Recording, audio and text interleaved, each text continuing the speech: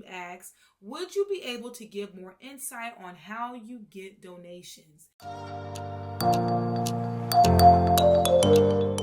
Well, hello, school counselors and school counselors to be. Thank you guys so much for coming to my channel, The Inspiring School Counselor. And today we're going to be getting into an inspiring question. You guys know the drill. You send your questions to me. And of course, what better way for me to address it than to do it in a video? Because maybe there's others that is wondering the same exact thing. So we can help each other out. And you also might be thinking, well, how in the world do I put in this question? You can either put it in the comments underneath one of my videos, or you can email me at theinspiringschoolcounselor@gmail.com, and I will get to it as soon as I can. All right. So let's not prolong the time. Let's go ahead and get right into it.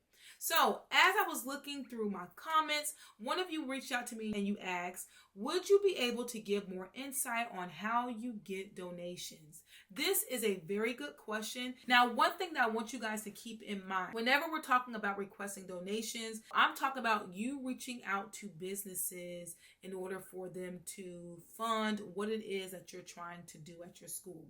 So for me, it's implementing a school store. I knew that I only got a certain amount of money for the school store, and it wasn't going to be enough that was going to last for the whole school year. So I immediately was like, okay, I need to reach out to different businesses. And y'all, when it comes down to requesting donations, this is something that you're not taught in graduate school, okay? This is something that's not taught. You actually just learn on the job. There's a lot of school counselors that don't know how to request donations, or they never even had to, and they don't have to.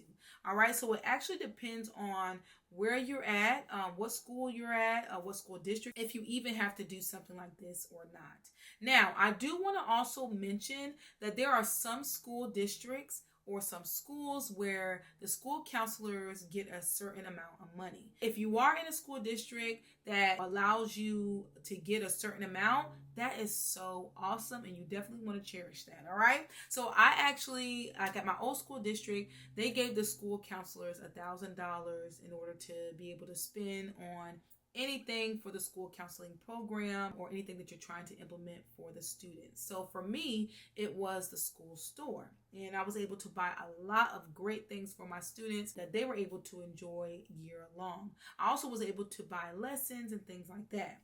Now, coming into my new school district, we do get a certain amount of money. However, it is definitely not enough. And so I had to look for different avenues in order to bring in money. It's so important that you talk to your administrator, okay? Talk to your administrator, because you never know if there's certain guidelines or protocols that you have to follow whenever it is that you are requesting money, okay? For some schools or school districts, it might be just as easy as you talk to your administrator and they're giving you the okay, and you're able to go to the businesses and start requesting.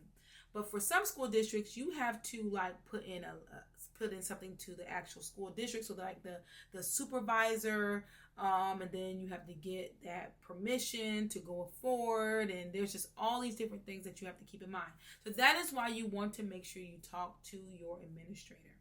All right, so you're sitting down, you're talking to your administrator. Let's say it is okay for you to go out and start requesting donations. One of the things I want you to make sure that you do first is ask for a letterhead, because that will make it even the more professional whenever it is that you're going to these businesses or you're emailing these businesses about what it is that you're trying to do.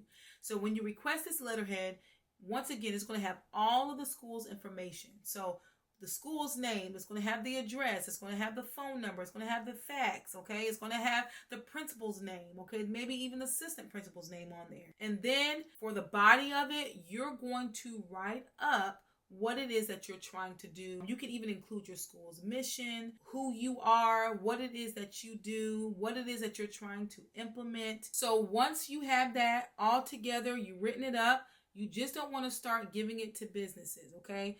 You want someone to proofread it for you, because once again, you're representing the school district. So you want to make sure you have all your stuff together. So if you are already not, that good at, fixing grammatical errors and all those things like that, because let me tell y'all, I'm definitely not. You want somebody to proofread it for you, okay, so that they can fix those mistakes or let you know things that might need to be changed, okay? So once you have that already taken care of, it's proofread, you have the final draft done, you can do a couple of things with that donation letter.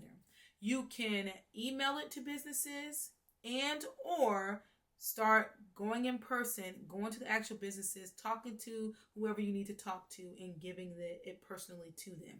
I actually did both ways, okay? I called the businesses, I emailed it, and I also went in person, okay? And that is just really good to really just build just start networking and start building relationships with these businesses, especially if it's something that you feel like whatever you're implementing is something that you're going to continually need to be requesting donations for.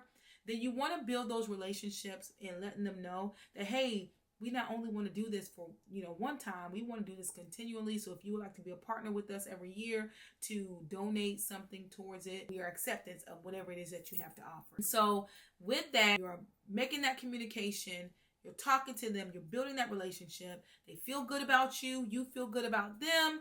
And then hopefully you're able to get that donation in. So now you also might be thinking, okay, what businesses do I give it to? Any business, okay? You can give it to any business.